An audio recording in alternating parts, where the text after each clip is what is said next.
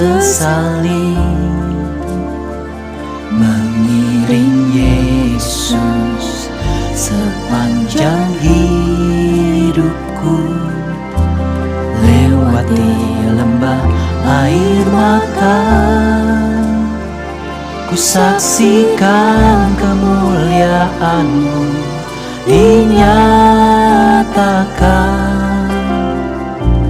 Berapapun harga yang harus ku bayar, ku kan tetap setia melayani, mengasihi-Mu, mengiring-Mu seumur hidupku.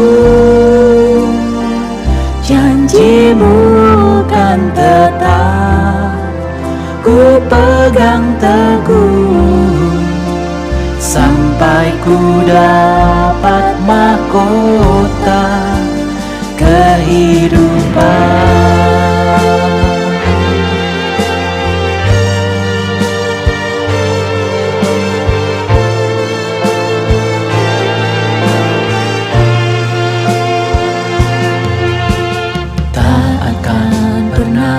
Sesali mengiring Yesus sepanjang hidupku, lewati lembah air mata.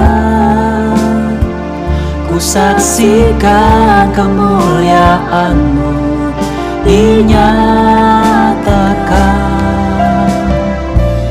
Berapapun harga yang harus ku bayar, ku kan tetap setia melayani, mengasihi-Mu, mengiring-Mu seumur hidupku.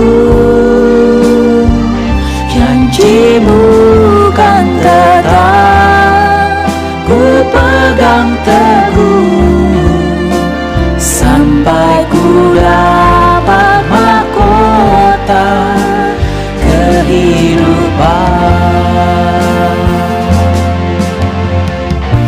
Sekalipun tubuh dan batinku lenyap, tetap Kaulah Tuhanku selamanya.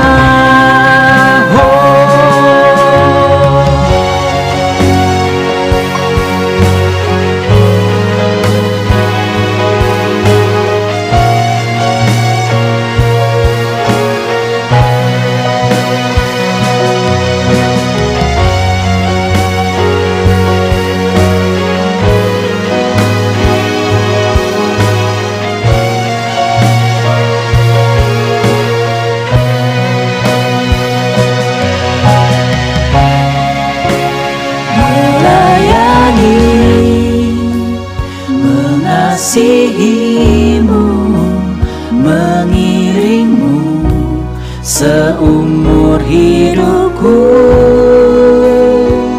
Janji-Mu kan tetap ku pegang teguh, sampai ku dapat mahkota melayani, mengasihi-Mu, mengiring-Mu seumur hidupku. Janji-Mu kan tetap ku pegang teguh, sampai ku dapat mahkota kehidupan.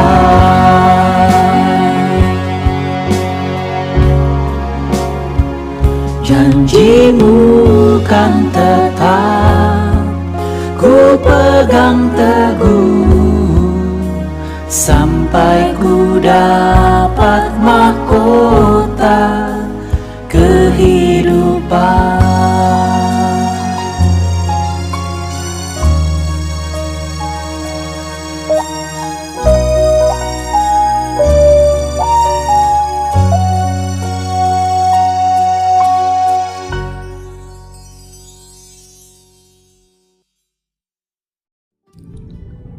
Shalom saudara-saudaraku yang kekasih di dalam Tuhan Yesus Kristus. Puji Tuhan, hari ini tanggal 7 Juli 2024 kita masih diberi kesempatan hidup dan dapat beribadah. Haleluya. Tuhan Yesus baik. Selamat ulang tahun kepada saudara-saudaraku yang ditambahkan usianya 1 tahun lagi oleh Tuhan kita yang Maha Kudus, Maha Kuasa, Maha Baik, Tuhan Yesus Kristus. Doa saya, semoga saudara sehat rohani, sehat jasmani, diberkati Tuhan apa yang saudara kerjakan, jadi berkat bagi banyak orang demi kemuliaan Tuhan. Amin. Saudara, hari ini adalah Hari Nasional Sekolah Minggu. Tema diambil dari Kisah Para Rasul 2 ayat 17 sampai 18. Kita hubungkan dengan pendalaman Alkitab kita dari Kisah Rasul pasal 9, supaya firman Tuhan itu terus bertumbuh, berbuah, karena berakar dengan baik. Mari kita berdoa mohon berkat Tuhan. Bapa yang baik, terima kasih karena Tuhan sangat sayang kami. Tuhan pelihara kami di bulan Juni dan sekarang bisa masuk bulan Juli. Haleluya. Puji Tuhan. Mulia Tuhan, agung Tuhan. Bapa, mohon ampun buat semua dosa salah kami kepadamu dan sesama manusia. Kuduskan kami karena anugerah-Mu dan kuasa darah-Mu. Layakan kami Tuhan untuk memohon berkat Tuhan. Kami rindu mengerti firman Tuhan dan dapat menjadi pelaku firman. Kami mohon dalam nama Tuhan Yesus. Amin. Saudara, tema Hari Nasional Sekolah Minggu dari Kisah Para Rasul 2 ayat 17 sampai 18. Sekolah Minggu kita bernama Kids in Christ, anak-anak yang hidup di dalam Kristus. Saya bacakan untuk saudara dari Kisah Para Rasul 2 ayat 17 sampai 18. Akan terjadi pada hari-hari terakhir, demikianlah firman Allah, bahwa aku akan mencurahkan rohku ke atas semua manusia, maka anak-anakmu laki-laki dan perempuan akan bernubuat, dan teruna-terunamu akan mendapat penglihatan-penglihatan, dan orang-orangmu yang tua akan mendapat mimpi. Dari terjemahan bahasa Indonesia masa kini, Kisah Para Rasul 2 ayat 17 itu tertulis, Tuhan berkata, pada hari-hari akhir aku akan mencurahkan rohku ke atas semua orang. Anak-anakmu yang laki-laki dan anak-anakmu yang perempuan memberitahukan kepadamu hal-hal yang aku beritahukan kepada mereka. Orang-orang mudamu akan melihat hal-hal yang akan aku perlihatkan kepada mereka. Ya, melihat visi dari Tuhan. Orang-orang tuamu akan bermimpi tentang mimpi yang aku berikan kepada mereka. Dreams. Sedangkan di ayat 18 terjemahan baru, juga ke atas hamba-hambaku laki-laki dan perempuan akan kucurahkan rohku. Pada hari-hari itu mereka akan bernubuat. Terjemahan bahasa Indonesia masa kini, memberitahukan hal-hal yang aku beritahukan kepada mereka. Prophecy, pekerjaan atau tugas seorang nabi. Ya. Jadi dicatat di dalam firman Tuhan ini bahwa pada hari terakhir anak-anak kecil sampai orang-orang tua yang sungguh-sungguh percaya kepada Yesus dan mau hidup mengasihi Tuhan, menjadi pelaku firman, sungguh-sungguh rindu gitu, akan dipenuhi Roh Kudus. Kuasa untuk bernubuat, kuasa untuk mendapat visi atau penglihatan dan mimpi tentang apa yang Tuhan mau dikerjakan. Ya. Ini sebenarnya adalah tugas seorang nabi. Di 1 Samuel 10 ayat 9 sampai 11 tercatat, karena Roh Allah berkuasa atasnya, ya, Tuhan mengubah hatinya menjadi lain, menjadi baru, ya, sehingga ia menerima sifat baru dari Tuhan. Tuhan mengubah karakter Saul seluruhnya, ya. Di 1 Samuel 10 ayat 6 dikatakan, maka roh Tuhan berkuasa atasmu. Engkau akan kepenuhan bersama-sama dengan mereka dan berubah menjadi manusia lain. Ya. Saat Roh Kudus menguasai seseorang, ya, dikatakan engkau akan diberi sifat yang baru, diubah menjadi manusia yang berbeda, punya perasaan perbuatan yang sama sekali beda. Karena Roh Tuhan turun ke atasmu, kamu akan bernubuat atau memberitahukan firman Tuhan, kamu akan mempunyai sifat atau karakter yang berubah. Jadi Galatia 5 ayat 16 mencatat, maksudku ialah hiduplah oleh Roh, maka kamu tidak akan menuruti keinginan daging. Ya. Kalau Roh Allah membimbing kalian, ya, memberi petunjuk, maka Roh itu akan menyatakan kemana saudara harus pergi, apa yang saudara harus lakukan. Ya. Saudara tidak akan lagi hidup menurut keinginan tabiat manusia, sifat-sifat jahat, keinginan untuk berbuat salah, tidak. Kalau Roh Kudus memenuhi hidup seseorang, maka dia akan memiliki karakter, sifat, kesukaan yang baru. Yang lama dia gak suka lagi lakukan. Apa itu yang lama? Galatia 5 ayat 19 sampai 21 mencatat, perbuatan daging telah nyata, yaitu percabulan, kecemaran, hawa nafsu. Maksudnya apa itu?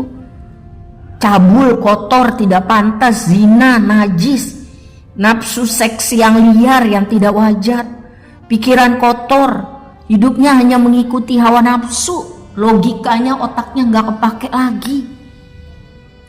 Perbuatan daging apalagi? Penyembahan berhala, sihir, perseteruan, perselisihan, iri hati, amarah, kepentingan diri sendiri, percideraan, roh pemecah. Maksudnya apa?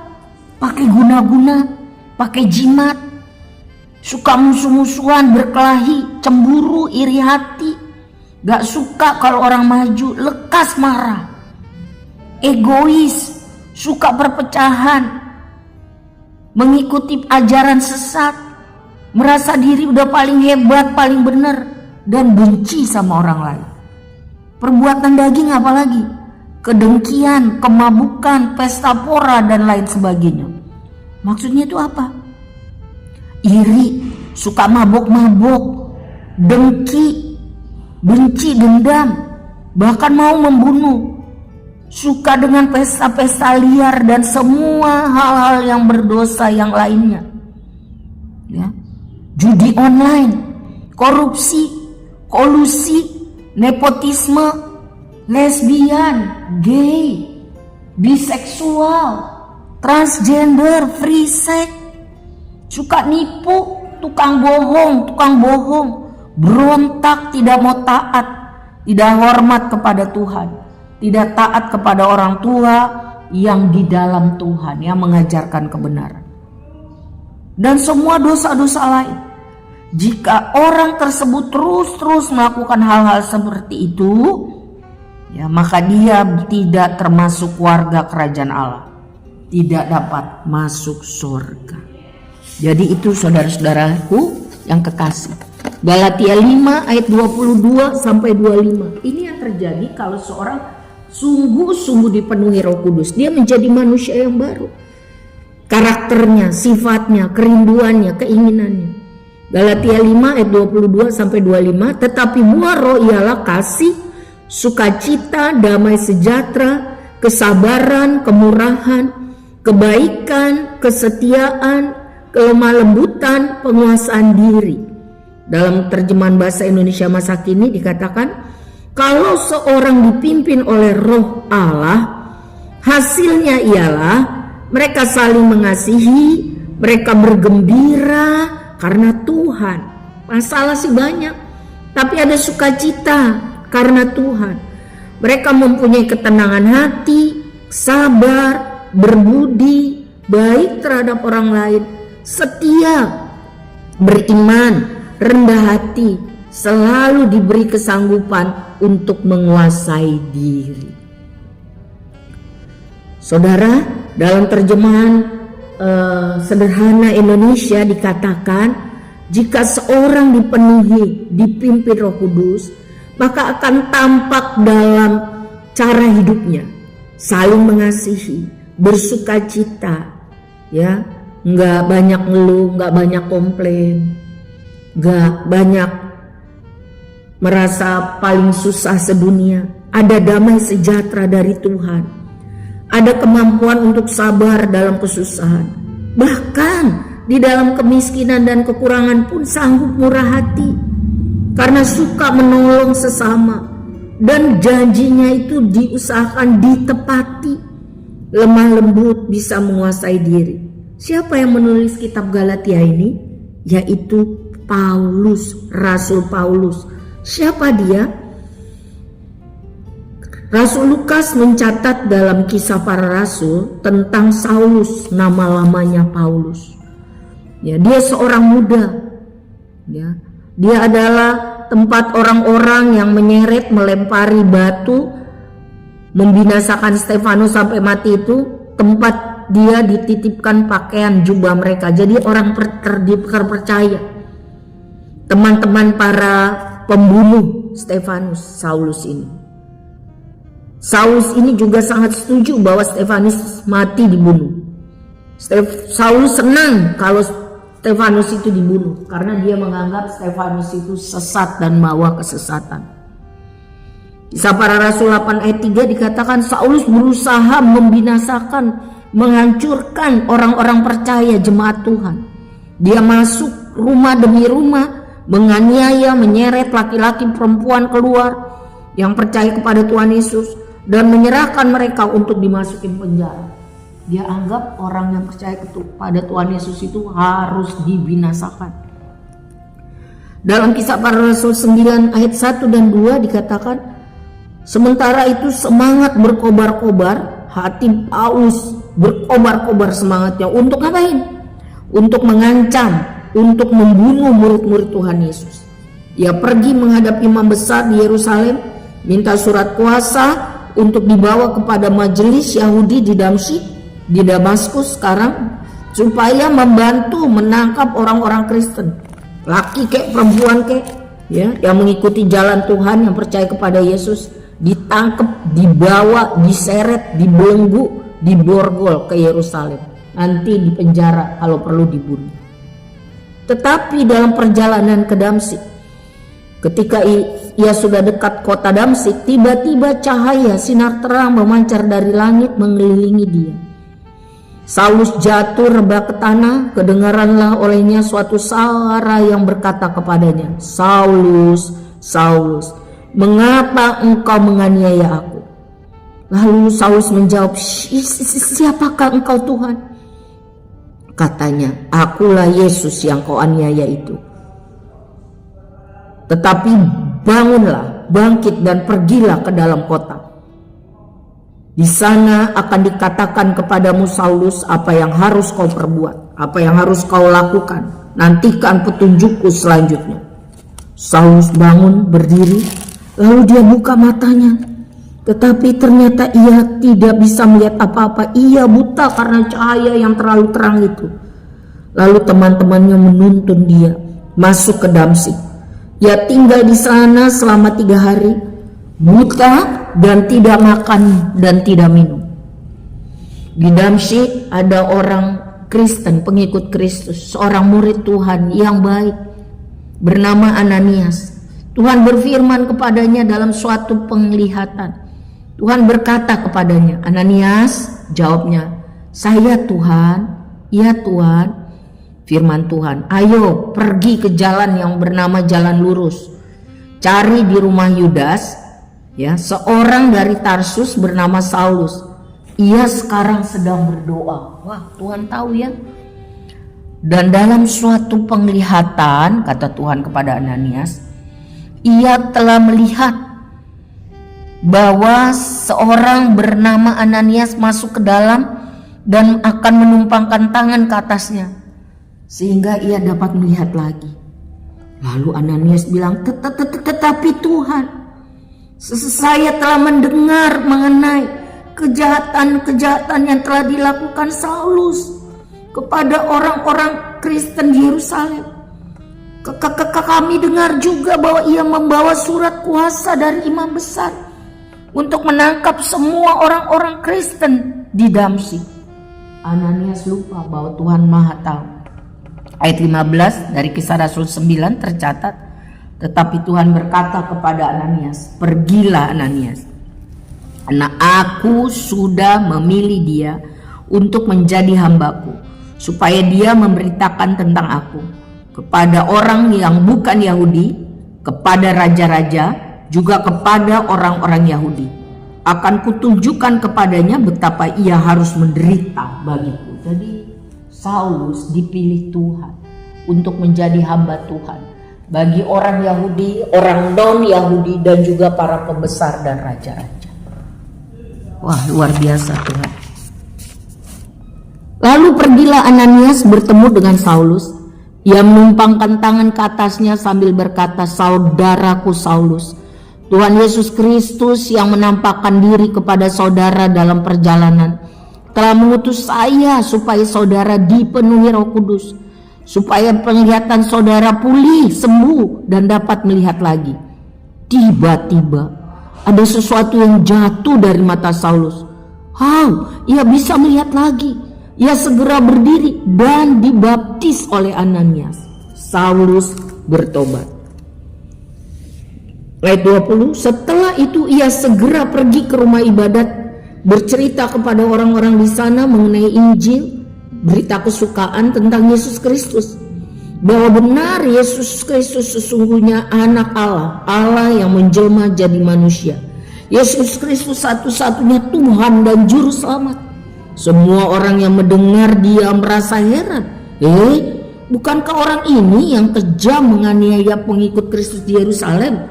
Bukan ia datang ke Damsyik untuk menangkap, memenjara, membawa orang-orang percaya untuk dipenjara? Saulus makin bersemangat menyampaikan khotbahnya, dan orang-orang Yahudi di Damsyik tidak dapat membantah, sebab ia dapat membuktikan dengan tepat, jelas dan lugas bahwa Yesus Kristus itu benar-benar Tuhan dan Juru Selamat. Beberapa waktu kemudian, para pemimpin orang Yahudi bertekad membunuh Saulus, tapi Saulus diberitahu tentang rencana mereka, bahwa siang malam mereka mengawasi semua pintu gerbang kota Damsyik, siap sedia untuk membunuh Saulus. Maka pada suatu malam, orang-orang yang sudah mengikuti ajaran Saulus, murid-muridnya yang percaya kepada Yesus, menolongnya untuk bisa meloloskan diri dengan cara menurunkan dia dengan sebuah keranjang besar melalui lubang yang ada dalam tembok kota. Ketika Saulus tiba di Yerusalem, ia berusaha bergabung dengan pengikut Yesus Kristus lainnya, tetapi mereka semua takut kepadanya. Mereka nggak percaya bahwa dia sudah jadi pengikut Yesus. Mereka kira Saulus hanya pura-pura saja lalu menjebak mereka. Ayat 27, tetapi Barnabas membawa Saulus kepada para rasul dan menceritakan tentang pengalaman pertobatan Saulus. Lalu mereka menerima Saulus bergabung. Saulus selalu bercerita tentang Tuhan Yesus dengan berani. Ia sering berdebat dengan orang-orang Yahudi yang berbahasa Yunani, orang-orang elit, sampai akhirnya mereka berusaha membunuh Saulus. Ketika teman-teman Saulus yang seiman mengetahui bahaya pembunuhan itu, mereka antar Saulus ke Kaisarea, lalu mengirim dia ke Tarsus. Demikianlah yang kita bisa lihat. Apa yang terjadi dengan orang yang dipimpin, dipenuhi, dikuasai oleh Roh Kudus. Dia akan menjadi manusia baru. Yang lama sudah nggak laku, yang baru, yang sifat Tuhan. Dia mempunyai keinginan yang baru. Dia mempunyai visi yang jelas, cita-cita yang jelas. Dia berani menyampaikan kebenaran. Tuhan mau pakai kita semua. Anak sekolah minggu, anak remaja, anak muda, mama, papa, oma, opa. Mari kita minta supaya Tuhan memenuhi kita dengan Roh Kudus, sehingga hidup kita menjadi hidup yang diperbaharui.